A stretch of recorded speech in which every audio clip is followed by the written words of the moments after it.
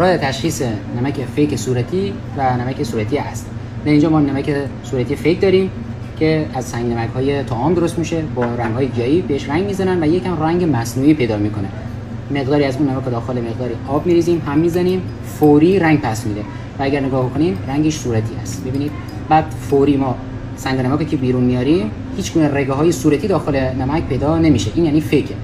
اینجا سنگ نمک اصلی داریم، میریزیم داخل آب، هم میزنیم که در میشه. حتی ممکنه مثل اینم که رنگ پیدا کنه، بستگی به رنگ دانه‌هاش داره، ولی باز مهم نیست. مهم اینه که شما بعد از هم زدن بیرون که میارید رگاهی صورتی داخلش پیدا باشه.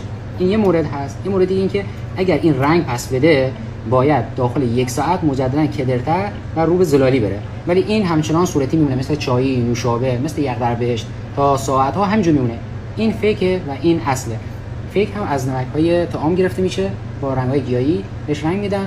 با توجه به این موضوع همین فیک هم از نمک‌های صنعتی مصنوعی داخل بازار سالم‌تره.